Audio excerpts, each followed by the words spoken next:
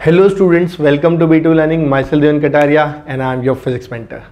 So beta, I welcome you all to the second lecture of स्थिर वैद्युतिकी और इसमें आज की क्लास में हम देखेंगे कूलम्स लॉ क्या होता है और उसकी न्यूमेरिकल एप्लीकेशन क्या होती है। तो आज की क्लास काफ़ी इंपॉर्टेंट है, आराम से समझते हुए चलना, बड़े प्यार से, इत्मीनान से, ठीक है।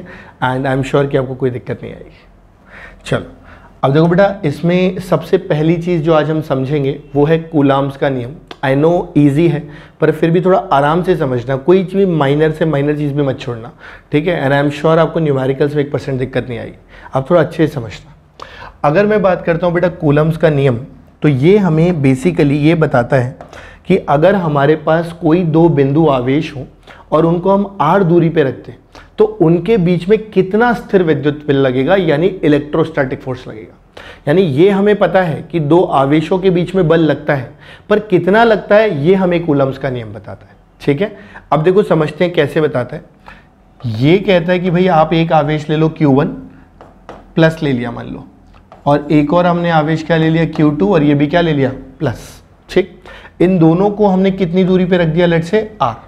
तो कूलम्स का नियम ये कहता है कि भाई आपके पास जो ये फोर्स लगेगी, ये फोर्स जो है ये प्रोपोर्शनल है, यानी कि समानुपाती है किसके बेटा, Q1 और Q2 के गुणनफल के, यानी मल्टीप्लाई के।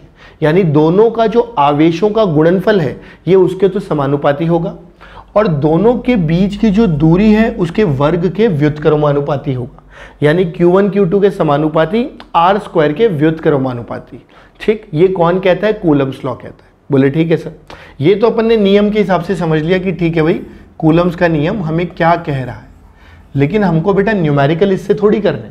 न्यूमेरिकल के लिए तो हमें ये प्रोपोर्शनैलिटी या समानुपाती का साइन हटाना पड़ेगा, तो हम उसके साथ देखते हैं। तो उसके अकॉर्डिंग अगर मैं लिखना चाहूँ तो बेटा मैं इसी को लिख सकता हूँ कि ये साइन हटाया, साइन हटाने के बाद मुझे कांस्टेंट लगाना पड़ेगा। ये कांस्टेंट को k बोला जाता है, साथ में Q1 Q2 हमारे पास है ही, और ये क्या बन जाएगा r स्क्वायर। यानी यहाँ पर अगर मैं देखता हूँ तो मेरे को यहाँ से ये समझ में आता है कि भाई दो बिंदु आवेशों के बीच में जो फोर्स लगेगा उसका परिमाण यानी कि मैग्नीट्यूड जो है वो k Q1 Q2 bye r square आएगा। बोले ठीक है सर। अब आप ये बताओ कि k क्या है यहाँ पे, मैंने कहा मैं बताने जा रहा हूँ, आराम से सुनते जाओ। यहाँ पर अगर मैं k की बात करता हूँ तो बेटा इस k को बोला जाता है, अगर मैं बात करूँ यहाँ पर जो k है इसे इलेक्ट्रोस्टैटिक फोर्स कांस्टेंट या फिर स्थिर वैद्युत अपन कह सकते हैं बल नियतांक। यानी कि अगर मैं बिल्कुल ही सादा भाषा में बात करूँ तो इसे आप बल नियतांक कह सकते हैं, ठीक है, बल नियतांक। इस बल नियतांक का जो मान है बेटा ये आता है 1/4 pi epsilon not, 1/4 pi epsilon not, जिसकी वैल्यू निकल के आती है 9 × 10⁹, और जो यूनिट आती है बेटा वो आती है न्यूटन मीटर स्क्वायर पर कूलम स्क्वायर। कोई रॉकेट साइंस नहीं है, आप खुद देख सकते हो कि भाई यहाँ अगर k चाहिए तो r स्क्वायर को ऊपर लेके जाऊंगा, Q1 Q2 को नीचे लेके जाऊंगा। f मतलब न्यूटन, r स्क्वायर का मीटर स्क्वायर ऊपर चला गया, और कूलम इंटू कूलम का कूलम स्क्वायर नीचे आ गया, इसलिए न्यूटन मीटर स्क्वायर पर कूलम स्क्वायर। बोले ठीक है सर, ये याद हो गया। अब ये बताओ कि इसमें ये एप्सिलॉन नॉट क्या है, मैंने कहा मैं बताने जा रहा हूँ। यहाँ पर ये जो बेटा एप्सिलॉन नॉट आता है, मैं ये यहाँ लिख रहा हूँ, देखो ध्यान से सुनना अच्छे से, ठीक है, कि यहाँ पे जो एप्सिलॉन नॉट है ये क्या चीज़ है। ये एप्सिलॉन नॉट को बोलते हैं बेटा परमिटिविटी। परमिटिविटी को मतलब आप कह सकते हो एक तरीके से पारगम्यता, ठीक है, ऑफ फ्री स्पेस यानी निर्वात की। और इसकी जो वैल्यू आती है बेटा ये आती है 8.85 × 10⁻⁻12। अब यहाँ से देख लो एप्सिलॉन नॉट की जो यूनिट है ये इसके उल्टी कर दोगे तो यहाँ पर ये आ जाएगा अपने पास कूलम स्क्वायर बटा में न्यूटन मीटर स्क्वायर। बोले ठीक है सर। यानी कि ये जो है ये हमारे पास निर्वात यानी कि हम कह सकते हैं बेटा कि यहाँ पे अगर देखेंगे तो ये निर्वात की क्या निकल के आ गई अपने पास, पारगम्यता यानी एप्सिलॉन नॉट। फिर आप बोलोगे कि सर माध्यम के बारे में क्या करेंगे, मैंने कहा मैं बताता हूँ, देखो समझना। माध्यम के लिए समझने के लिए आपको एक शब्द समझना पड़ेगा बेटा, जिसको बोला जाता है k नॉट। k नॉट जो है उसे बोला जाता है माध्यम की परमिटिविटी डिवाइडेड बाय निर्वात की परमिटिविटी। इसी को आप आगे जाके कहते हो सापेक्ष यानी कि या अपेक्षिक परमिटिविटी। सापेक्ष परमिटिविटी मतलब माध्यम की परमिटिविटी या पारगम्यता बेटा निर्वात की। और ये जो के नॉट है, इसी शब्द को बेटा अपन कह सकते हैं, ये जो के नॉट शब्द आया है इसे हम कह सकते हैं परावैद्युत नियतांक। अगर आप ध्यान दोगे ना बेटा तो ये आपके आने वाले चैप्टर जो है ना कैपेसिटर, उसमें बहुत कोहेसिवली यूज किया जाता है। यानी हम लिख सकते हैं कि भाई ये हमारे लिए इंपॉर्टेंट है। बोले ठीक है, एप्सिलॉन नॉट से ज्यादा इंपॉर्टेंट है के नॉट। ऑल्दो इसको के भी लिखा जाता है किताबों में, मैंने इसलिए के नॉट लिख दिया क्योंकि एक के पहले से यहाँ है, एक और के आपका दोनों के मिक्स हो जाएगा। तो अपने को समझ गया कि भाई के मतलब 1/4 पाई एप्सिलॉन नॉट वाला, और के नॉट को हम क्या कह देंगे, परावैद्युत नियतांक मतलब माध्यम और निर्वात की पारगम्यता का अनुपात, रेशो। और ये कितना आता है, एप्सिलॉन आर। फिर आप बोलोगे मेरे से कि सर चलो बात तो समझ में आ गई कि ये के नॉट है, क्या इसकी कोई वैल्यू भी है क्या जो हमें याद करनी है? फिर मैं बोलूँगा हाँ बिल्कुल है। देखो हम यहाँ से अगर देखें, थोड़ा सा इसको आगे लेकर के चलते हैं और फिर इसको अपन 3 पार्ट में डिवाइड कर देते हैं। समझना मेरी बात को, 1, 2 और ये 3। अब तीनों समझना क्या क्या चीज़ है। यहाँ से अगर मैं देखता हूँ तो अगर मेरे को निर्वात के बारे में बात करनी होती, के नॉट किसका चाहिए होता बेटा, निर्वात का। तो अब आप खुद सोचो, निर्वात के लिए ऊपर माध्यम भी निर्वात और नीचे भी निर्वात, कट के कितना बन जाता, 1। तो यहां से मुझे पता चलता है कि के नॉट बराबर निर्वात का क्या होता है, 1 होता है। ये मुझे बहुत अच्छे से याद रखना है, ठीक। अगर इसी की जगह मेरे पास कोई चालक होता, ठीक, चालक, तो बेटा चालक का जो के नॉट होता है वो होता है अनंत। कितना, अनंत। और उसी की जगह अगर मेरे पास कुछ भी और होता, मान लो कोई परावैद्युत ही होता, परावैद्युत, ठीक, एक प्रकार से माध्यम, तो मैं लिख देता कि भाई के नॉट जो है ना, ध्यान से सुनना बेटा, तो मैं लिखता कि जो के नॉट है वो 1 से बड़ा होना चाहिए और अनंत से छोटा होना चाहिए। समझे? यानी अगर अपन के नॉट की बात करें तो हम तीनों को देख के पता लगा पा रहे हैं कि ये 1 से छोटा तो हो ही नहीं सकता। अगर आप चाहो तो मैं और क्लियरली लिख देता हूं कि भाई के नॉट 1 से छोटा नहीं हो सकता। This is important for you. ये आपको बहुत अच्छे से ध्यान रखना है बेटा कि के नॉट 1 से छोटा नहीं हो सकता। 1 भी होगा तो किसके लिए होगा, निर्वात के लिए होगा। चालक के लिए कितना होगा, अनंत होगा। और कोई भी और पदार्थ माध्यम हो गया, परावैद्युत हो गया, तो 1 से लेके अनंत के बीच में। बोले सर आप इतना स्ट्रेस क्यों दे रहे हो इसके ऊपर? बेटा इस पे सवाल आता है, आपको बोलेगा माइका का बताओ के नॉट कितना। अब आप याद तो करके रखोगे नहीं, ऑप्शन में एक में 1, एक में अनंत, एक में 5, एक में 0.5। अब 0.5 हो नहीं सकता क्योंकि 1 से छोटा नहीं हो सकता। एक निर्वात का हो गया, अनंत का चालक का हो गया, क्या बच गया, 5। वो आपका आंसर हो गया। तो जब तक मुझे ये चीजें पता नहीं होंगी मैं आंसर दूंगा कैसे, बताओ? समझ गए बात को? तो ये अपने लिए इंपॉर्टेंट है। बोले ठीक है सर, हमको आपका ये पॉइंट समझ में आ गया। मैं मार्किंग कर देता हूं आपको किस ऑर्डर में कॉपी करना है। तो ये जो है ये हमारा सबसे पहला पॉइंट हो गया जो हमारे काम का है। आप चाहो तो इसको लिखो, चाहो तो मत लिखो। पॉइंट नंबर 2 जो है वो हमारा एप्सिलॉन नॉट का हो गया। ये काफी ज्यादा हमारा काम का हो गया। अब अपन लास्ट बात करने जा रहे हैं बेटा पॉइंट नंबर 3। पॉइंट नंबर 3 में हम बात करेंगे दिशा या फिर डायरेक्शन। तो अब हम बात करने वाले हैं डायरेक्शन या दिशा की। इसमें कुछ लिखने के लिए नहीं है पर समझने के लिए बहुत कुछ है और बहुत आसान है, पर फिर भी वही बार बच्चे फंस जाते हैं। तो आप ऐसे समझो कि मुझे बल की दिशा निकालनी कैसे है। तो उसके लिए पहला पॉइंट तो ये कि जो भी बल लगेगा वो हमेशा दोनों आवेशों को जो सीधे ज्वाइन करने वाली लाइन है यानी कि रेखा है, इसके अनुदिश ही लगेगा और कहीं नहीं लग सकता। बोले ठीक है सर, मतलब Q1 Q2 को अगर एक रेखा से जोड़ दिया जाए तो दोनों पे जो बल लगेगा उस रेखा के अनुदिश लगेगा। मैंने कहा बोले अब दूसरा पॉइंट ये कि अब वो जो बल लगेगा उसके लिए आपको दिमाग लगाना पड़ेगा कि ये प्लस और प्लस है, मतलब ये क्या कर रहे होंगे, प्रतिकर्षण कर रहे होंगे। अगर प्रतिकर्षण कर रहे हैं तो मैं जब 1 को देखता हूं तो 1 वाले को 2 वाला धक्का देना चाहिए। करेक्ट भाई, ये भी प्लस है ये भी प्लस है, तो ये इसे क्या करेगा, धक्का देगा और धक्का लाइन के अलॉन्ग ही देगा। इसलिए इस पे जो बल की दिशा आएगी बेटा वो बल की दिशा F1 इधर आ जाएगी। समझ गए? इसको F12 भी बोल सकते हैं, यानी 1 पर 2 के कारण बल। आप हमेशा ध्यान रखना कि अगर कभी F12 लिखा है, मैं आपकी हेल्प के लिए लिख देता हूं, 1 पर 2 के कारण बल।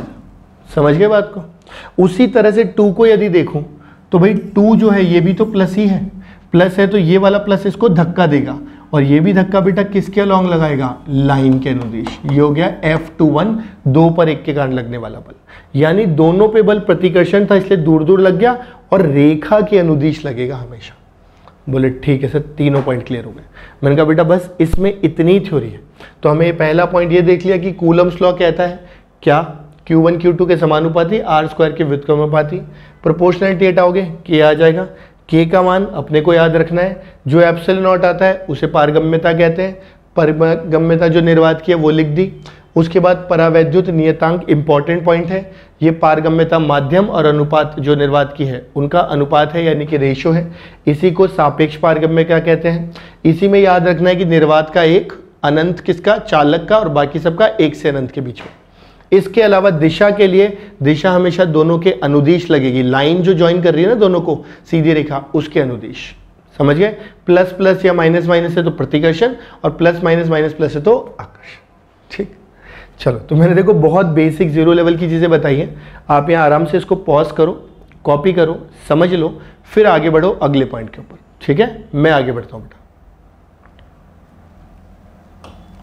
अब आ गया अगला पॉइंट, है ना? बस 2 पॉइंट और हैं थ्योरी के, फिर क्वेश्चंस पे आ जाएंगे। ठीक, तो देखो है ना, अगर मैं बात करूं कूलम्स लॉ के सदिश रूप की, देखो बेटा जितना इंटरेस्ट आप न्यूमेरिकल को सॉल्व करने में लेते हो ना, उतने ही इंटरेस्ट से थ्योरी पढ़ा करो, क्योंकि थ्योरी तो बेस है जिससे न्यूमेरिकल सॉल्व होते हैं, तो थोड़ा सा समझना अच्छे से, है ना? तो देखो सदिश रूप क्या कहता है, इसमें ज़्यादा एनर्जी नहीं खराब करेंगे, सवाल इस पर नहीं आते, बहुत रेयरली सवाल आते हैं, फिर भी आना चाहिए अपने को। हमने 2 आवेश ले लिए Q1 Q2, एक को हम कहां पर मान ले रहे हैं? R1 डैश, R1 वेक्टर बोल लो, यानी कि इसका स्थिति सदिश कितना है? R1। मूल बिंदु से आवेश को जोड़ोगे तो R1 मिलेगा। इसी प्रकार से दूसरे वाले की यदि बात करते हैं तो कितना है? R2। अब ये R1 R2 हो गया, तो ये वाला जो आएगा बेटा इसको बोला जाएगा R21। R21 का मतलब होता है R2 सदिश माइनस R1 सदिश। समझ गए भाई? मैं अगर यहां से यहां जाना चाहता हूं तो अंतिम में से प्रारंभिक को माइनस कर दो, तो R2 माइनस R1 बराबर R21, ये लिख दिया। बोले ठीक, तो R21 की दिशा ये हो गई। ठीक, सुनते जाना। अगर मैं Q1 की दिशा की बात करता हूं, आप यहीं समझ लो, मैं Q1 के ऊपर देखूं बल, तो प्लस प्लस है तो प्रतिकर्षण होगा, तो 100% श्योर हो गया कि भाई ये जो फोर्स लगेगा F/1 ड्यू टू 2, ये इधर लगेगा। बोले हाँ सर, अभी आपने बताया था कि रेखा के अनुदिश लगता है, और ये प्लस है तो इस प्लस को धक्का देगा। यहां से ये समझ में आ गया कि F12 R21 के विपरीत दिशा में। समझ गए? बोले हाँ सर, R21 के विपरीत दिशा में, तो R21 के विपरीत दिशा में कह लो। अब इसको लिखेंगे कैसे मैथमेटिकली? मैथमेटिकली अगर मैं लिखना चाहूं तो F12 वेक्टर, ध्यान से सुनना, सबसे पहले तो लिखता हूं परिमाण K Q1 Q2 upon R12 का स्क्वायर। ये परिमाण हो गया, अभी दिशा नहीं आई। दिशा मुझे पता है कि R21 के विपरीत दिशा में है, इसलिए मैं इसको लिख सकता हूं माइनस R21। ऊपर वेक्टर मत लगा देना, ऊपर सबसे पहले लगेगा कैप। कैप मतलब एकांक सदिश, जैसे आई कैप, जे कैप, के कैप होता है, तो ये आपको दिशा बताते हैं। जैसे आई कैप का अर्थ होता है एक्स अक्ष की ओर, वाई, जे कैप का मतलब है वाई अक्ष की ओर, के कैप मतलब जेड अक्ष की ओर। ऐसे ही R12 माइनस कैप का मतलब R21 के माइनस की ओर। समझ गए? तो ये एक तरीका है लिखने का। ये मैं आपको सिर्फ स्पेसिफिकली एक सवाल के लिए बता रहा हूं, जिस सवाल में पूछा ही जाता है कि 4 में से कौन सा फॉर्मूला कूलम्स लॉ के लिए सही है, तो कहीं R12 लिख देगा, R21 लिख देगा, प्लस लगा देगा, माइनस लगा देगा, कभी कैप लगा देगा, वेक्टर लगा देगा। तो अगर अपन ने ध्यान नहीं दिया तो पूरे चांसेस है कि अपन गलत कर दें उसको। अपन नहीं करेंगे। लेकिन देखो, हमने ऊपर 1 2 नीचे R12 का स्क्वायर है, यहां R12 हो चाहे R21 हो, कोई फर्क नहीं पड़ता, क्योंकि ये तो परिमाण है। यहां माइनस R21 कैप होना चाहिए। इसी को अगर अपन चाहें तो देखो दूसरे फॉर्मेट में कैसे लिख सकते हैं, हम लिख देंगे भाई K Q1 Q2, ठीक है, अच्छे से समझना बेटा, डिवाइडेड बाय R12 का स्क्वायर माइनस R21 को अपन R12 कैप भी तो लिख सकते हैं भाई। जो R21 कैप है अगर माइनस है, उल्टा है, तो R12 लिख दो, ये भी चलेगा। इसके बाद कैप जो आता है आप उसको भी और छोटा कर सकते हो, छोटा नहीं मतलब थोड़ा सा और आगे लिख सकते हो, R12 vector divided by R12 का क्यूब, ये भी लिखा जा सकता है। ए कैप बराबर ए वेक्टर बाय ए का परिमाण, ऐसे ही R12 कैप बराबर R12 वेक्टर बाय R12 का परिमाण, तो ये स्क्वायर और नीचे का R12 मल्टीप्लाई होके क्या हो गया 3 हो गया। अब यहां ही तो कंफ्यूजन कर देते हो, आपको कभी कैप लगा के नीचे क्यूब दे देगा, वो गलत ऑप्शन। आपको हो सकता है कि वेक्टर लगा के स्क्वायर कर दे, वो गलत ऑप्शन। तो ध्यान से देखना, कैप है तो नीचे स्क्वायर आएगा, वेक्टर है तो ऊपर 3 आएगा, अगर F12 है तो R12 आएगा, अगर F12 है तो R12 आएगा, F21 होता तो R21 आता, जितना एक तरफ उतना एक तरफ, तुम तो ऐसे याद रखना, तो तुमको कोई दिक्कत नहीं होगी 1% भी। समझ गए? क्लियर? इसके अलावा एक थोड़ा सा टिपिकल क्वेश्चन बनाया जा सकता है कि एक आवेश को 1, 2, 3 पे रखा है, इसे 3, 2, 1 पे रखा है, दोनों के बीच में बल बताओ। तो आप आराम से जो कोऑर्डिनेट या निर्देशांक है उससे R1 वेक्टर लिख लो, इसके निर्देशांक से R2 वेक्टर लिख लो, उसके बाद R2 माइनस R1 से R21 के आप लिख लो, फिर फॉर्मूले में डाल दो। समझे बात को? ऐसे। तो एक बार के लिए इसको पॉज करके अच्छे से समझ के कॉपी कर लो, कम से कम ये तीनों फॉर्मूले ध्यान रखना कैसे लिखे जाते हैं। एक बार जब ये क्लियर हो जाए फिर आगे बढ़ना बेटा, है ना। मैं आगे बढ़ता हूं अगली स्लाइड के साथ, राइट बेटा। बस ये लास्ट पॉइंट है थ्योरी का, ठीक है। इफेक्ट ऑफ मीडियम यानी माध्यम का प्रभाव। ये पॉइंट अच्छा है, तुम ऐसे समझना कि यदि हमारे पास कोई एक आवेश होता Q1 और यदि हमारे पास एक और आवेश होता Q2 और मान लो इनको निर्वात में रखा जाता, तो मुझे पता है कि निर्वात में इनके बीच में बल होगा K Q1 Q2 bye R square या Q1 Q2 upon 4 pi epsilon not R square. बोले हाँ सर, इसमें कोई दिक्कत नहीं है। पर यदि इसे बेटा मैं अगर एक कोई माध्यम में रख दूं, जिस माध्यम का K0 मेरे पास कितना है, K0 मतलब माध्यम का परावैद्युत नियतांक मेरे पास कितना है, K0 है। अब यदि ऐसा कर दिया तो अब इनके बीच में कितना बल लगेगा या इन आवेशों पर कितना बल लगेगा। तो बेटा अब क्या होता है, देखो समझना, माध्यम है तो होगा क्या, उसका प्रभाव क्या होगा। असल में ये वाला आवेश प्लस है मान लो और ये वाला आवेश भी प्लस है, तो अगर प्लस है ना तो इसके आसपास क्या हो जाएगा, इसके आसपास नेगेटिव इकट्ठा हो जाएगा। ऐसे ये प्लस है तो इसके आसपास क्या इकट्ठा हो जाएगा, नेगेटिव। तो असल में क्या होता है कि जब आप आवेशों को माध्यम में रखते हो तो माध्यम के पास भी तो फ्री इलेक्ट्रॉन हो सकते हैं, तो वो इलेक्ट्रॉन उसके पास खींचे चले आते हैं। अगर प्लस है तो, माइनस होता तो दूर चले जाते हैं। तो ये क्या करता है, इसके अंदर एक तरीके से प्रेरण होना शुरू हो जाता है माध्यम के अंदर। तो अब क्या होगा, इस Q1 पे यदि मैं देखूं कि भाई इस वाले पे कौन कौन बल लगाएगा, तो एक तो Q2 था जो प्रतिकर्षण बल लगाएगा ही लगाएगा, एक बल।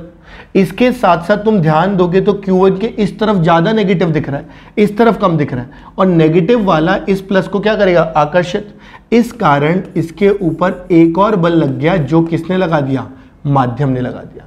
तो अब इसके पास दो बल लग रहे हैं, एक आवेश के कारण, एक माध्यम के कारण, और दोनों को मिला के जो नेट बल है वो अपना नया बल कहलाएगा। यानी कि अगर मुझसे कोई इस Q पे नेट बल पूछे तो मैं इस पे F नेट बराबर कितना लिख दूंगा, F माइनस FM, यानी आवेश का बल माइनस माध्यम का बल विल बी द नया बल ऑन Q2। बोले ठीक है सर, इतना समझ में आएगा, ऑन Q1 सॉरी। अच्छा, इसकी जो वैल्यू आती है वो कितनी आती है, इसकी वैल्यू देखो कितनी आएगी बेटा, 1/4 पाई एप्सिलॉन m आ जाएगा क्या। साथ में अपने पास क्या था, Q1 Q2, दोनों के बीच की दूरी हम मान लेते हैं r, तो ये कितना आ गया, R स्क्वायर। यानी एप्सिलॉन नॉट की जगह एप्सिलॉन m आ गया। बोले हाँ सर। क्या मैं एप्सिलॉन m को लिख सकता हूं Q1 Q2 divided by 4 pi epsilon not R square into epsilon R। आप थोड़ा ध्यान से देखोगे ना बेटा तो आराम से समझ में आएगा कि क्या लिखा है। मैं हेल्प कर देता हूँ, K0 बराबर एप्सिलॉन R और एप्सिलॉन R बराबर एप्सिलॉन m बटा एप्सिलॉन नॉट। ये अभी बताया था जस्ट। यहाँ से एप्सिलॉन नॉट के लिए, एप्सिलॉन m के लिए एप्सिलॉन नॉट को इधर ले जाऊँ तो ये epsilon R into epsilon not होगा। बस वही m की जगह लिख दिया, epsilon not into epsilon R। ऐसा करने से ये जो पूरा का पूरा बल है, ये कौन सा बल है, जो इनके बीच में निर्वात में लगता था, और ये नीचे क्या रह गया, एप्सिलॉन आर। इसी को अपन और सिस्टमैटिकली लिख देते हैं एफ, जो पहले बल लग रहा था निर्वात में, डिवाइडेड बाय, इसको अपन लिख देते हैं एफ नेट, या एफ नेट की जगह अपन चाहे तो एफ मीडियम भी लिख सकते, या एफ नेट ही लिख देते हैं। चलो, तो ये निकल के आएगा एफ, और साथ में बेटा ये जो अपने पास है ना एप्सिलॉन आर, इसको अपन लिख देते हैं के नॉट। तो यहां से देखो अपने को एक ना काफी इंपॉर्टेंट एक्सप्रेशन निकल के आ गया कि अगर मेरे को नेट बल चाहिए आवेशों के ऊपर, कब, जब उन्हें माध्यम में रख दिया जाए। किस माध्यम में, जिसका परावैद्युत नियतांक के नॉट है। तो चार्ज पे लगने वाला या आवेश पे लगने वाला नया नेट बल जो आएगा वो F बाई के नॉट के बराबर आ जाएगा। यानी निर्वात में लगने वाले बल का 1 के नॉट गुना नेट नया बल निकल के आ जाएगा। समझ गए? यानी आवेशों को निर्वात में रखने पर अगर F बल लगता है तो उन्हें माध्यम में रखने पर उन पे लगने वाला बल F बटा के नॉट हो जाता है। बोले ठीक है सर, एकदम क्लियर है। इनफैक्ट अगर मुझसे पूछ लिया जाए यहीं पे, बस एडिशनल पॉइंट बता रहा हूं कि इनमें माध्यम का बल कितना लगेगा, तो मैं माध्यम का बल निकालने के लिए क्या कर सकता हूं, एक मिनट, माध्यम का बल, ये क्या था एफएम, ये गलती से हो गया था। हाँ, माध्यम का बल निकालने के लिए क्या कर सकते हैं, ये जो एफएम है इसको इधर ले जाओ और एफ नेट को इधर ले जाओ, और ऐसा करने पे जो आपको एफएम मिलेगा वो मिलेगा F1 माइनस 1 बाय के नॉट। और बेटा ये भी ठीक ठाक इंपॉर्टेंट पॉइंट है। तो यानी कि यहां से अपने को दो चीजें निकल करके आ गई, अगर मैं देखूं ध्यान से, तो एक एफ नेट जो हम पे लग रहा है वो कितना लग रहा है, तो हमें समझ में आ गया एफ नेट बराबर F बाई के नॉट। और दूसरा, यदि मुझसे कोई पूछे कि माध्यम कितना बल लगाएगा, तो माध्यम होगा F निर्वात का बल 1 माइनस 1 बाई के नॉट। ये दोनों ही पॉइंट नंबर 1 और पॉइंट नंबर 2 बेटा दोनों अपने लिए काफी इंपॉर्टेंट है। समझ गए? तो ये हुआ माध्यम का प्रभाव। इनफैक्ट कोई थ्योरेटिकली पूछे कि भाई ये बढ़ेगा कि घटेगा, तो आप देखो F बाई के नॉट है, के नॉट हमेशा क्या होता है, एक से बड़ा, एक से बड़ा हो गया तो एफ नेट हमेशा क्या हो जाएगा, कम। और दिमाग से भी तो देखो, F इधर है और FM विपरीत दिशा में है, तो नेट बल हमेशा क्या होता है, कम। यानी माध्यम का प्रभाव ये होता है कि जो F नेट लगता है आवेश पे वो हमेशा क्या हो जाता है, कम लगता है। यानी किन्हीं दो आवेशों को अगर निर्वात में रखोगे तो जो भी बल लगेगा माध्यम पे रखने पर, एक तो उन पे बल F बाई के नॉट हो जाएगा, और वो F बाई के नॉट पिछले वाले F से कम है, और अगर माध्यम का पूछा जाए तो F नॉट 1 माइनस 1 बाई के नॉट है। ये तीन चीजें आपको याद रखनी है। समझ गए? मैं आज क्वेश्चन भी कराऊंगा, बस अब मैंने थ्योरी खत्म कर दी है, अब मैं अगली स्लाइड से क्वेश्चन उठा रहा हूं, एक एक करके अपन क्वेश्चन समझते जाएंगे। पहले आप ट्राई करोगे, फिर मैं आज सोल्यूशन बताऊंगा। ठीक है, चलो इसको और कॉपी कर लो एक बार, इसको एक बार कॉपी कर लो, फिर अपन आगे बढ़ते हैं। ठीक है, चलो मैं स्टार्ट करता हूं बेटा, आप पॉज करके करो, समझो अच्छे से। ऑल राइट, अब एक एक करके हम सवाल से शुरू करते हैं, है ना। आराम से समझना, बिना किसी परेशानी के। पहले तो सवाल को डिकोड करना सीखो। आपको देखो बोला दो समान धातु के गोले हैं और दोनों के बीच में कितना कितना आवेश है, +60 और -20, ये दो दे रखे। कह रहा है कि इन्हें पहले संपर्क में लाया जाता है, फिर 10 सेंटीमीटर से अलग कर दिया जाता है। यानी इन दोनों गोलों को पहले संपर्क में लाएंगे, संपर्क में लाते ही इनके बीच में आवेश का प्रवाह होगा।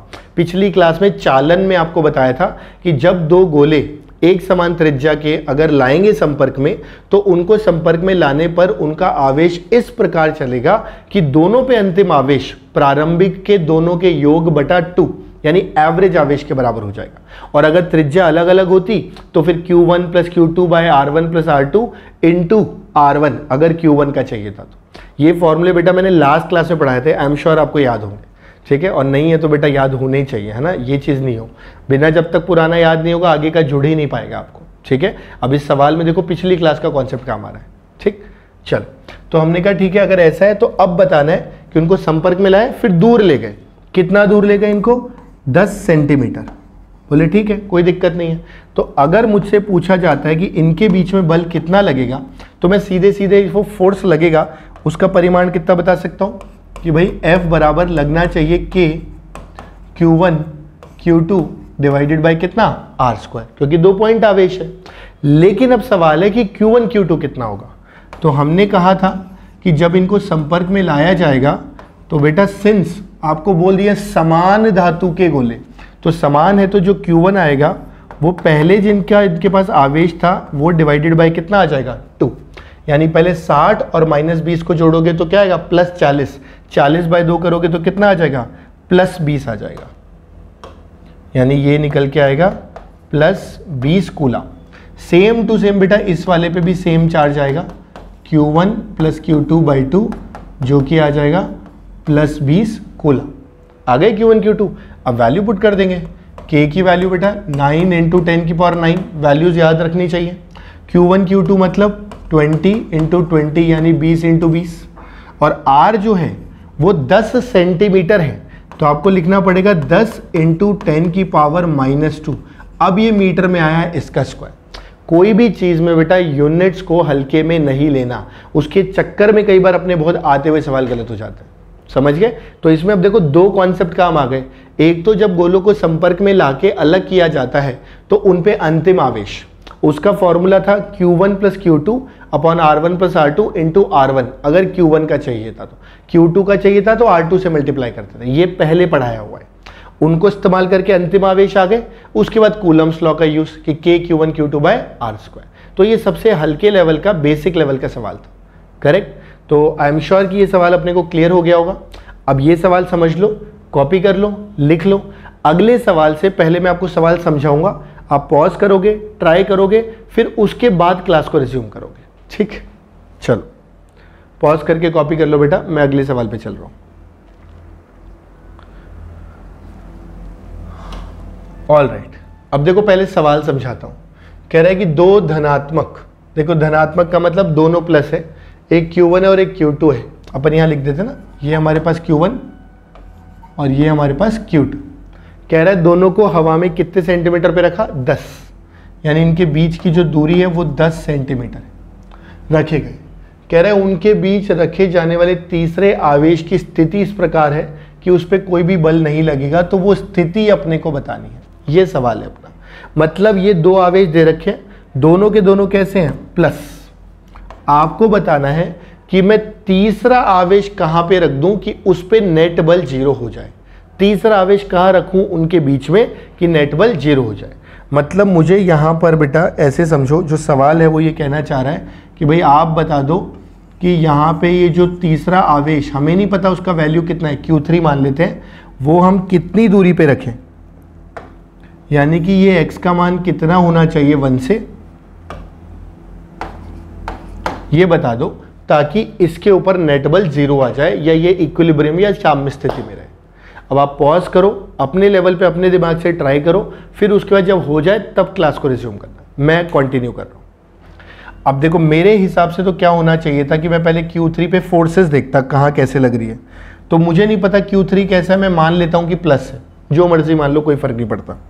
अब यहाँ से मुझे इतना समझ में आता है ज़रूर कि जो प्लस वाला है ये इस Q3 को रिपल्शन करेगा या प्रतिकर्षण करेगा, इसलिए इधर धक्का देगा, ठीक। इस बल को हम लोग लिख देते हैं F1। 1 के कारण Q3 पे जो बल आया मैं उसकी बात कर रहा हूँ। बोले वो इस तरफ आएगा कि ये प्लस इस प्लस को धक्का देगा और दोनों को ज्वाइन करने वाली लाइन पे ही देगा। बोले ठीक है सर। अगला आ गया मेरे पास Q2। जब मैं Q2 को देख रहा हूँ तो Q2 जो है वो भी इसको क्या करेगा, प्रतिकर्षित करेगा, वो इस दिशा में करेगा। इसकी अगर मैं बात करता हूँ तो इसका जो फोर्स है ये भी कितना मान लेता हूँ, F2 मान लेता हूँ। तो कुल मिलाकर के जो अपने पास ये Q3 आवेश है इस पे F1 इधर लगेगा 1 के कारण और F2 इधर लगेगा 2 के कारण। और सिंस हमें बोला गया है कि भाई इस Q3 को आप किस में रख दो, इक्विलिब्रियम या साम्य स्थिति में, किस पे बल 0 हो जाए। तो ऐसे करने का तो एक ही तरीका है कि F1 बराबर क्या कर दिया जाए, F2 कर दिया जाए। बोले हाँ सर, नेट बल 0 होते ही अपना काम खत्म हो जाएगा। मैंने कहा अब वैल्यू पुट करते हैं। अगर मुझे F1 चाहिए तो क्या मैं सीधे सीधे K Q1 Q3 divided by x² करूंगा। बोले हाँ सर बिल्कुल, क्योंकि इन दोनों के बीच की दूरी कितनी है, x। अब मैं बात करने जा रहा हूं F2 की। F2 जो है वो Q3 और Q2 इनके बीच का बल है। तो यहां मुझे लिखना पड़ेगा K Q2 Q3 divided by इन दोनों के बीच की दूरी, क्योंकि बल भी इन दोनों के बीच का चाहिए। और बेटा ऑब्वियसली ये जो दूरी आएगी, क्या ये 10 सेंटीमीटर माइनस एक्स लिख सकते हैं? बोले हाँ सर। तो अपन यहाँ लिख देते हैं 10 माइनस एक्स का स्क्वायर। आप बोलोगे सर अभी तो आपने यूनिट में सेंटीमीटर को मीटर में किया ही नहीं। बेटा यहाँ जरूरत नहीं है, आप सोचो ना, यहाँ भी सेंटीमीटर स्क्वायर आएगा, यहाँ भी, वो कट जाएगा, तो लोड लेने की जरूरत नहीं है। बोले हाँ ठीक है सर, इतनी बात समझ में आ गई। अब मैं कहा आप क्या वैल्यू पुट कर दो और सॉल्व कर लो। देखो तुम ध्यान से, अगर देखोगे Q3 से Q3 हट गया, वैसे भी हमारे लिए अज्ञात था, K से K हट गया, कोई दिक्कत? बोले नहीं सर। अब बाकी वैल्यू रखते हैं, तो बाकी वैल्यू हमें कहती है कि Q1 का मान है 4 इंटू 10 की power -6 divided by x square, तो बताना ही है। Q2 का जो वैल्यू है वो है 9 इंटू 10 की power -6 divided by 10 minus x का स्क्वायर। बोले ठीक सर। अब यहाँ से फिर से अगर देखता हूँ 10 की पावर -6 तो मैं हटा दूंगा। बोले ठीक है सर। अब इसके बाद फाइनली क्या मैं यहाँ से बोल सकता हूँ 10 माइनस एक्स अपॉन एक्स का होल स्क्वायर। मैं इस 10 माइनस एक्स के ऊपर ले गया, 4 को नीचे ले जा रहा हूँ, तो 9 बाय जो 4 आएगा उसको आप लिख सकते हो बेटा 3 बाय 2 का होल स्क्वायर। बोले हाँ सर। अब यहाँ से स्क्वायर हट जाएगा, तो फाइनल जो एक्सप्रेशन निकलेगा बेटा वो निकलेगा 10 minus x by x equal to 3 by 2। बोले हाँ सर।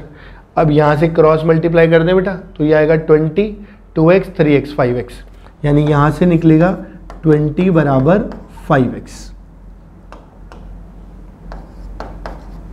ये 3 इधर और 2 इधर, तो यहाँ से x बराबर आएगा बेटा 4 सेंटीमीटर। मेरे हिसाब से आपका भी आंसर यही आ रहा होगा अगर आपने सही तरीके से किया है, 4 सेंटीमीटर। और 4 सेंटीमीटर कहाँ से? Q1 से। अब देखो यहाँ पे कितनी इंपॉर्टेंट चीज़ निकल गई। इंपॉर्टेंट चीज़ ये निकल गई कि Q1 का आवेश क्या था? कम। और Q1 का आवेश कम था और 4 सेंटीमीटर है 10 में से, मतलब ये पास भी किसके आया है? Q1 के। यानी जो आवेश कम होता है साम्य स्थिति उसके पास में होती है। समझ गए? यानी कि जब भी अपने को सवाल दिया जाए कि भाई, पूछ लिया जाए कि भाई अगर दो आवेशों के बीच में एक आवेश को रखें तो साम्य में रहने के लिए वो किधर रखना पड़ेगा? तो कम परिमाण वाले आवेश के पास में रखना पड़ेगा हमेशा। ऐसा करने से ही वो साम्य स्थिति में रह पाएगा, और वो हमने यहाँ चेक भी कर लिया है। करेक्ट? नहीं भी पता हो तो सॉल्व करके निकाल लो। बोले ठीक है सर, एकदम क्लियर हो गया, कॉन्सेप्ट क्लियर है। मैंने कहा वेरी गुड। अब आप एक काम करो, इसको फिर से पॉज करो, पॉज करके पूरा सोल्यूशन कॉपी करो। जब क्लियर हो जाए तो अगले सवाल पे बढ़ो, मैं अगले सवाल पे पढ़ने जा रहा हूँ। ठीक है, चलो देखते हैं। देखो बेटा, मैंने सवाल काफ़ी सारे लिए हूँ जस्ट प्रैक्टिस के लिए, है ना। जितना प्रैक्टिस करेंगे उतना स्ट्रांग हो जाएगा। फिर इसके बाद आप किताबों से करोगे, फिर जाके टॉपिक ग्रिप पे आएगा। ठीक, चलो देखो। अब कह रहे हैं 3 आवेश 1, 2, 3 माइक्रो कूलम। ये जो म्यू लिखा होता है इसका मतलब है माइक्रो, 10 की पावर -6। हमें ये तीनों दिया हुआ है, ठीक है, और ए बी सी पे दिया हुआ है। तो मैं एक काम करता हूँ, जो 1 वाला है वो ए पे लिखा है, तो ये ए हो गया, 2 वाला बी पे हो गया और 3 वाला सी पे। कह रहा है अगर ऐसा है तो सी पर नेट परिणामी बल यानी रिजल्टेंट फोर्स बताना है। कहाँ पर? सी पर। बोले ठीक है सर, मतलब मुझे ये मेरे को पकड़ना है, इस पे नेट बल बताना है। अब आप चाहो तो इसको ट्राई कर लो। आपको जो भुजा दे रखी है, एक भुजा ए, उसकी वैल्यू कितनी दी हुई है? 10 सेंटीमीटर, ये लिखा हुआ 10 सेंटीमीटर भुजा। ठीक है, आप ट्राई कर लो पॉज करके, जब आपका हो जाए तब फिर सोल्यूशन देखना। ठीक है, मैं आगे बढ़ रहा हूँ। अब देखो मेरे हिसाब से तो अगर मैं फोर्स देखूं इसके ऊपर 3 पे, तो 1 और 2 के कारण लगनी चाहिए। 2 के कारण यदि मैं देखूंगा तो इधर लगेगा। क्यों?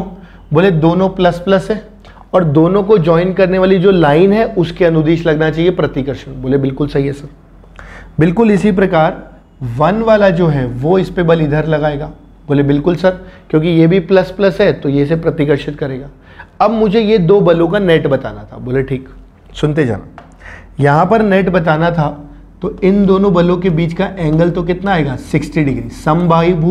समबाहु त्रिभुज है, ठीक है, इक्विलेटरल ट्रायंगल, तो 60।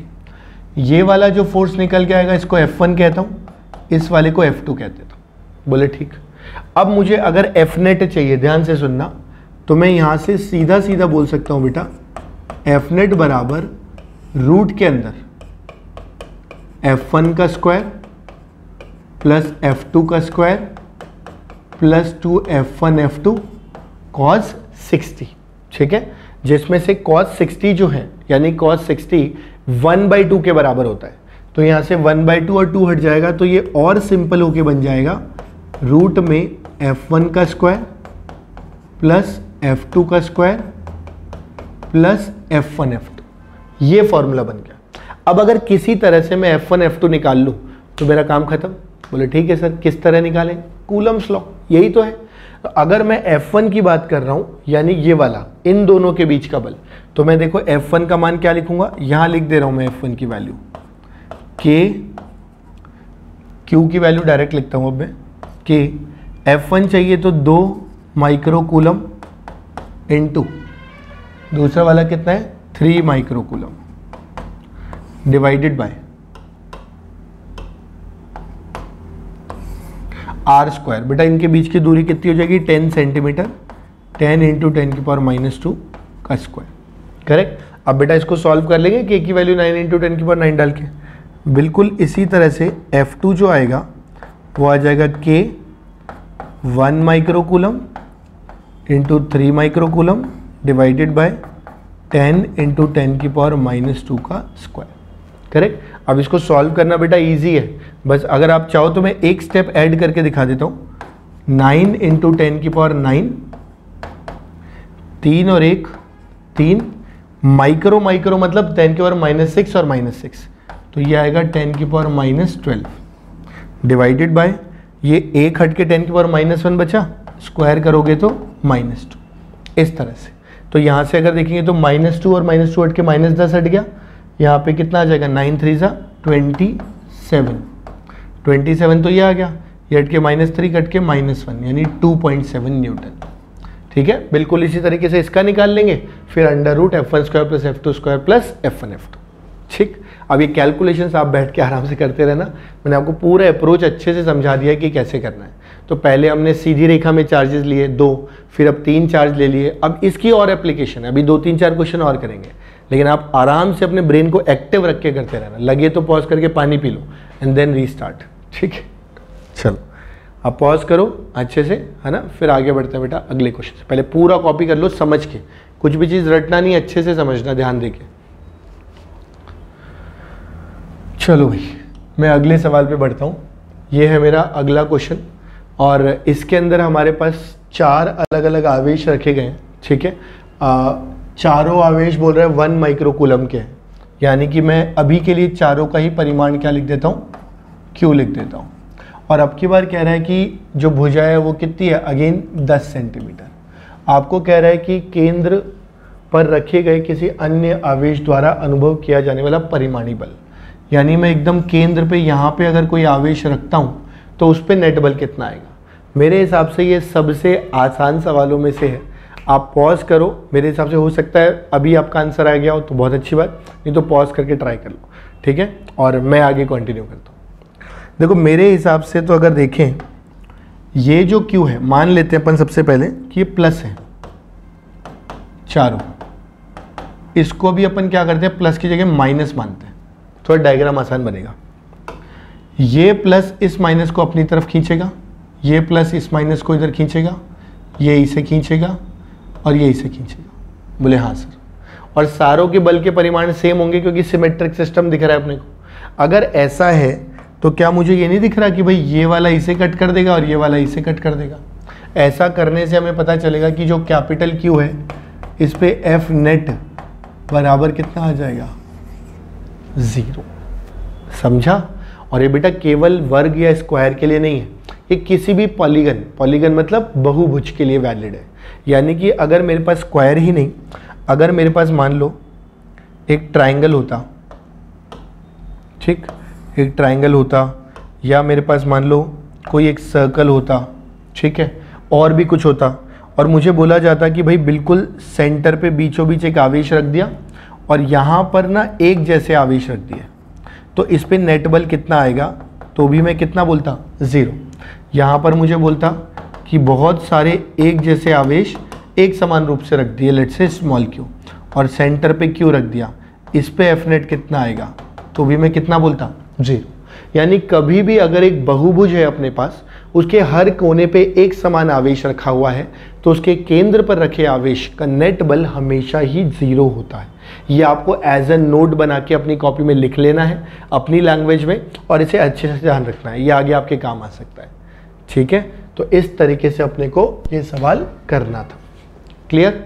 चलो अब अच्छे से पॉज करके पूरा पॉइंट अपनी लैंग्वेज में लिख लो, फिर आगे बढ़ो। मैं अगले सवाल के साथ आगे बढ़ रहा हूँ बेटा।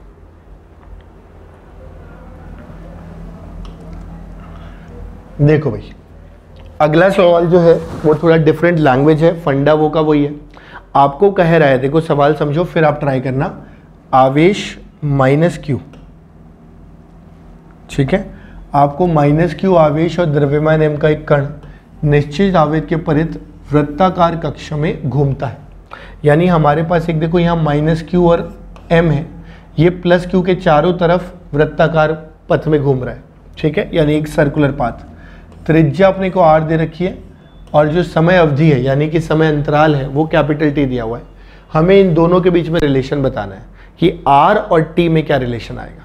ठीक, अब आप इसको अपने लेवल पे एक बार ट्राई करके देख लो कि कैसे सर्कुलर मोशन को यहाँ पे जोड़ सकते हो, और मैं बाकी सोल्यूशन बताने जा रहा हूँ। ठीक है, चलो देखो मेरे हिसाब से तो ये अगर मैं देखता हूँ तो कुछ v स्पीड से भागेगा, करेक्ट। अगर मैं बात करता हूँ समय अंतराल की, तो समय अंतराल कुल मिला के दूरी बटा चाल होता है, ये अपने को सबको पता है अगर एक समान चाल से चल रहा है। और दूरी का मतलब कि एक चक्कर में कितनी दूरी तय करेगा, तो एक चक्कर में बेटा ये पूरी की पूरी कितनी दूरी तय कर लेगा, 2πr। तो मैं यहाँ s की जगह कितना लिखूंगा, 2πr। ठीक, डिवाइडेड बाय v अपने पास कितना है, v। अब यहाँ से t बराबर 2πr/v आ गया, लेकिन मेरा ये आंसर नहीं है। अभी तक मुझे v के बारे में पता नहीं है, ये v तो मैंने अपने लेवल पे खोज लिया था, खुद से मान लिया था। सत्य ये नहीं, अगर आपको ऑप्शन में होता तो मैं लिख देता, ऑप्शन में मिलेगा नहीं। ऑप्शन में r की टर्म में चाहिए, तो v को हटाना पड़ेगा। अब v को एलिमिनेट करने के लिए देखो हम दूसरा काम क्या कर सकते हैं। आपके दिमाग में भी शायद आ रहा होगा कि जब कोई कण, कोई भी चीज़ अगर वृत्त में घूमती है तो बाहर की तरफ एक अपकेंद्रीय बल लगता है mv²/r।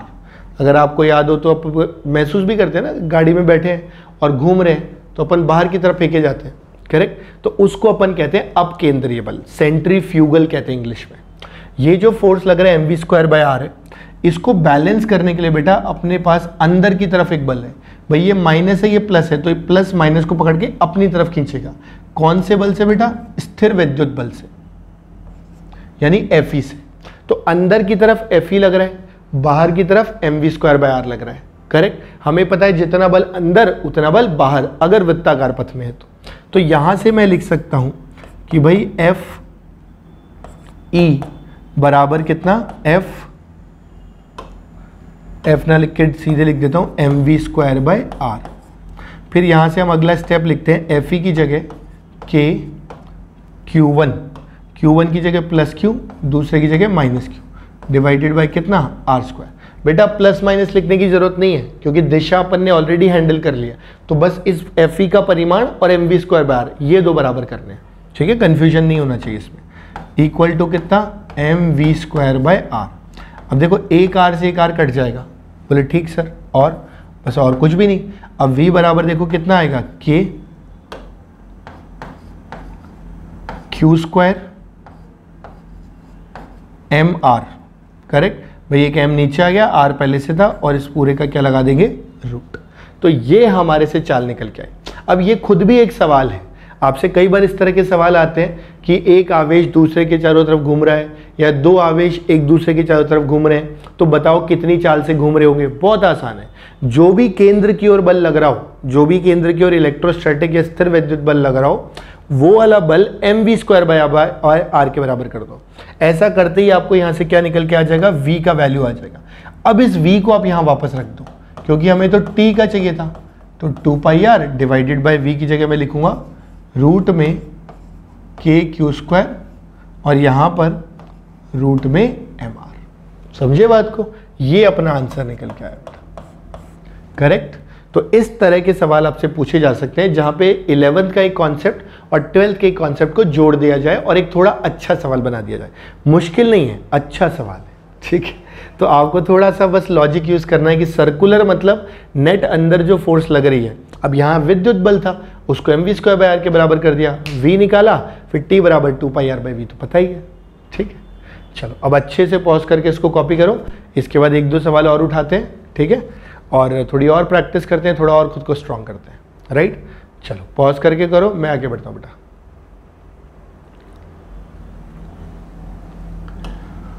लो भाई, आ गए अगले सवाल के ऊपर। ठीक है, देखो क्वेश्चन इंपॉर्टेंट है ना, आराम से समझते हैं। आपको बोला गया है कि इतने किलोग्राम शब्द का मतलब हो गया कि मेरे पास एक तरीके से, अगर आप ध्यान से देखोगे तो एक तरीके से मेरे पास ये द्रव्यमान दिया हुआ है। ठीक है, इतना द्रव्यमान, ऑलराइट। और ये जो द्रव्यमान है इसमें दो छोटे संवाहक गोले 100 सेंटीमीटर की लंबाई, ठीक है, की तार, मतलब इस तार की जो लंबाई है वो मुझे 100 सेंटीमीटर दे दी और उसके अलावा इनका द्रव्यमान दे दिया। बोले एक ही बिंदु से निलंबित है, यानी एक बिंदु से दोनों को बांध दिया और दोनों कितने एंगल पे, 45 डिग्री पे। कह रहे कि उन्हें तब तक समान आवेश दिया जाता है जब तक 45 डिग्री ना बन जाए। तो ऐसा करने पे बताना है प्रत्येक गोले पर कितना आवेश रहा होगा। तो ये एक तरीके से एक स्थिति हमें दे दी गई कि दो बिंदु आवेश के गोले हैं, उन्हें दो तारों से बांधा गया और 45 डिग्री ये ऊर्ध्वाधर से दोनों बना रहे हैं। तो आप बता दो कि भाई ऐसे केस में इनका कितना आवेश रहा होगा। ठीक, तो आप बता दो, पॉज करो, ट्राई कर लो और फिर देखना कि मैं क्या कर रहा हूँ। राइट, मेरे हिसाब से जो होना चाहिए वो ये कि इनका आवेश क्यों मान लेना चाहिए, जो नहीं पता उसे मान लो। ठीक, इसके अलावा हमें दोनों के बीच की दूरी की तो बहुत आवश्यकता होगी, रिक्वायरमेंट होगी कि ये दोनों एक दूसरे से कितना दूर है। तो ये जो दूरी निकल के आएगी ये अच्छे से समझ लेना, ये अगर L है तो ये L का घटक आएगा L साइन 45, बिल्कुल इसी तरह से ये वाला भी L साइन 45। यानी कि अगर मैं कुल दूरी की बात करूं तो प्लस कर दिया जाए, दोनों को जोड़ दिया जाए। भाई यहाँ से लेके यहाँ तक L साइन 45, यहाँ से लेके यहाँ तक L साइन 45। L साइन 45 का मतलब होता है बेटा L/√2। इसी को अगर आप वैल्यू पुट करोगे ना तो ये L/√2 आएगा और ये भी कितना आएगा, L/√2। तो दोनों को जोड़ देंगे तो दोनों के बीच की कुल दूरी जो आएगी R, वो आएगी L/√2 प्लस L/√2, जिसे आप बोल सकते हो √2L। बेटा जब LCM ले लेंगे ना और सॉल्व करेंगे तो ये आएगा √2L। बोले दोनों के बीच की दूरी आ गई आवेशों की। बोले ठीक, और मैंने कहा इसके अलावा हमें इनके बारे में क्या क्या पता है, इनके द्रव्यमान वगैरह पता है। तो अपन अब इनका ना फ्री बॉडी डायग्राम बनाते हैं। देखो ध्यान से समझना, ये जो आवेश है इस तरफ क्या लग रहा है, इसका तनाव, नीचे की तरफ क्या लग रहा है बेटा, इस पे भार, और एक समान है तो प्रतिकर्षण कर रहे हैं तो ये बल लग रहा है F। बोले ठीक है सर। अच्छा, इसके अलावा अगर मैं ध्यान से देखूं ये 45 डिग्री, तो ये वाला एंगल भी कितना आएगा, 45 डिग्री। बोले ठीक सर। यानी कि यहाँ से अगर मैं चाहूँ तो क्या मैं tan 45 की वैल्यू लिख दूँ? बोले सर लिख सकते हो। tan 45 का मतलब हो गया बेटा लंब बटा आधार, परपेंडिकुलर बाय बेस। परपेंडिकुलर वाली फोर्स ये और ये तो सेम ही है, तो F और बेस में कितना, mg। तो यहाँ से tan 45 बराबर आ गया F/mg। अब वैल्यू पुट करते हैं। वैल्यू जब पुट करेंगे tan 45 का मान होता है बेटा 1। ठीक, F का जो वैल्यू है वो आएगा Q² डिवाइडेड बाय R²। बोले ठीक है, और साथ में अपने पास क्या था बेटा, mg। ठीक, अपने को बताना क्या था, अपने को बताना था Q का वैल्यू। तो Q एक तरफ, बाकी सब एक तरफ ले जाओ। तो यहां से अपन लिख सकते हैं R² mg बाई K का रूट बराबर कितना, Q। समझ में आया? यानी कि अगर जनरल वेरिएबल में देखें तो Q का मान आ गया रूट के अंदर R² mg बाई K। अब अपने को बेटा इसकी वैल्यू पुट करनी है, तो इसकी वैल्यू अपन यहां पुट कर देते हैं। देखो अच्छे समझना, एक एक वैल्यू कैसे आएगी। Q बराबर रूट के अंदर R² की जगह मैं क्या लिखूंगा, √2L। इनफैक्ट और एक स्टेप बढ़ा देते हैं ना इसको, √2, L का मान 100 सेंटीमीटर है। 1 मीटर में कितने सेंटीमीटर होते हैं, 100 सेंटीमीटर, तो 1 मीटर लिख दूंगा तो √2 मीटर आ गया। तो यहाँ पे अपन R² की जगह क्या लिख देंगे बेटा, √2 मीटर का होल स्क्वायर इनटू mg।